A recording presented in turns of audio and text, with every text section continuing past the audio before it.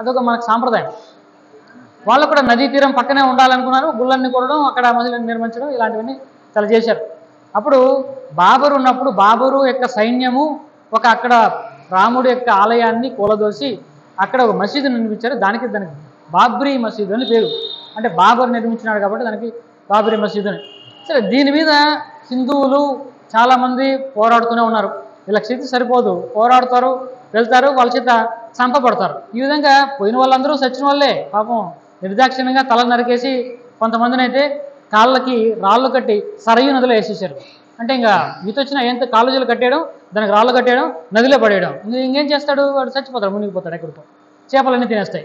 అటువంటి స్థితి అప్పుడు. ఆ తర్వాత మనకు బ్రిటిష్ వాళ్ళు వచ్చారు.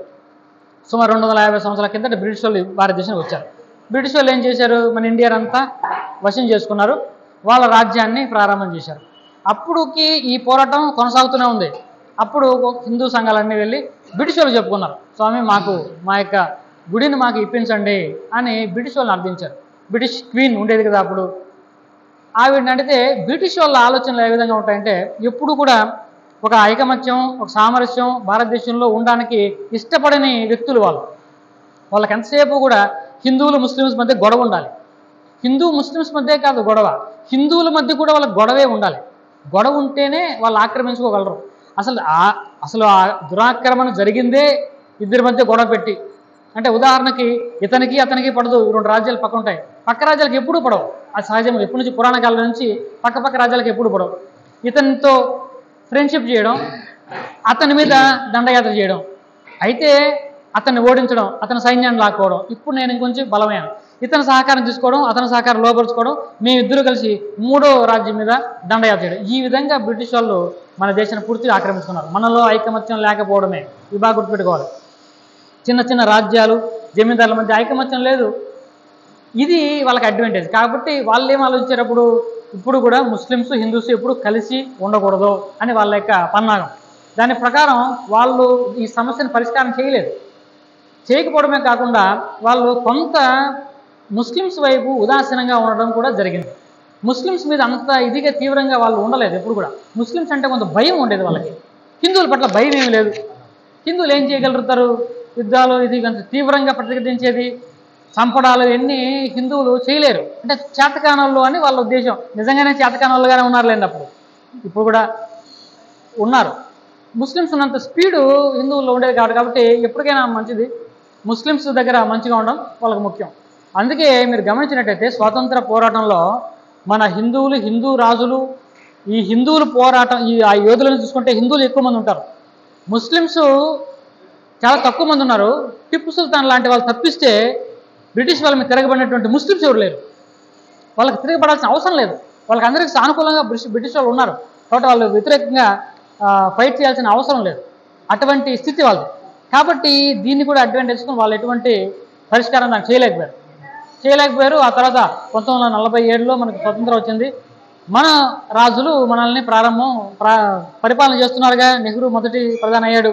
అప్పటి నుంచి మళ్ళీ అభ్యర్థనలు కొనసాగుతూనే ఉన్నాయి. మా దేవాలయాన్ని మాకు నిర్మించండి, మాకు ఇప్పించండి అని అడుగుతూనే ఉన్నారు. సో మనకి ఎప్పుడైతే రాజ్యాంగబద్ధంగా ఒక వ్యవస్థ వచ్చిందో అప్పుడు కోర్టు ద్వారా పరిష్కారం ప్రారంభమైంది. అప్పుడు కోర్టులో కేసులు వేసుకున్నారు. మనకు రాజ్యాంగం ఇచ్చే హక్కు ఉంది కదా, కాబట్టి మనం చట్టపరంగా మనం పొందుదాం మన ఆలయాన్ని అని కోర్టు ద్వారా వచ్చింది. ఆ కోర్టు తీర్పులు కోర్టు విషయాలు మనకు తెలిసిందే కదా, వాయిదా పడుతూ ఉంది. ఈ అలహాబాద్ హైకోర్టు ఎప్పుడు వాయిదాలు వేస్తున్నాం. చేసిన తర్వాత 2004-05 ఆ సమయంలో అలహాబాద్ హైకోర్టు దాన్ని 3 భాగాలు చేసింది. అయోధ్య అంటే రామ జన్మభూమి ఒకటి, అఖీరా అనే ఒక ముస్లిమ్స్కి, తర్వాత వక్ఫ్ బోర్డుకి ఒక భాగం. అంటే ఉన్న స్థలాన్ని 3 భాగాలుగా చేశారు. 3 భాగాలుగా చేసి అలహాబాద్ హైకోర్టు తీర్పిచ్చారు. ఈ 3 భాగాలు చేస్తే కూడా ఈ ముగ్గురికి కూడా నచ్చలేదు. నిజమే, ఎవరు ఆ వక్ఫ్ బోర్డుకి నచ్చలేదు, ఈ అఖీరా వాళ్ళకి నచ్చలేదు, రామ జన్మభూమి వాళ్ళకి కూడా నచ్చలేదు. మళ్ళీ వాళ్ళందరూ కూడా సుప్రీంకోర్టుకి వెళ్ళిన తర్వాత అక్కడ వాదనలు చాలా తీవ్ర స్థాయిలో జరిగాయి. అప్పుడు సుప్రీంకోర్టు కనీసం మీరు ఒక 10 ఆధారాలను చూపించగలరా రామ జన్మభూమి అక్కడ ఉందని, హిందువులకి చేసినటువంటి సవాల్ మీరు చూపించండి అని అడిగారు.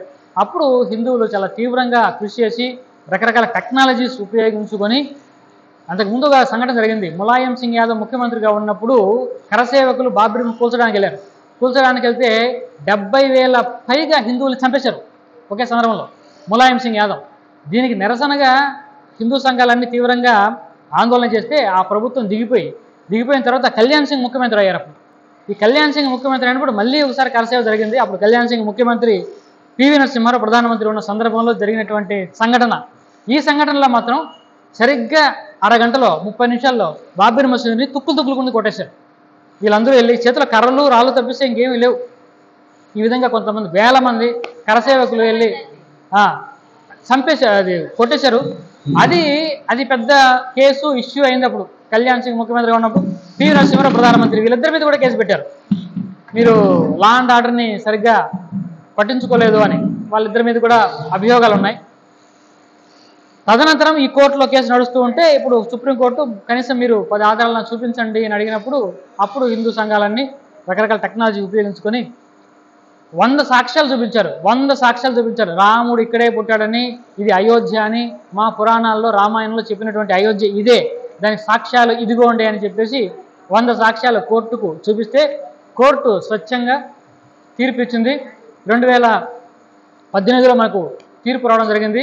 ఇది పూర్తిగా రాముడి యొక్క మందిరం, రాముడి యొక్క భూమి అని నిర్ధారణ చేసి 2018లో మనకు తీర్పు రావడం జరిగింది.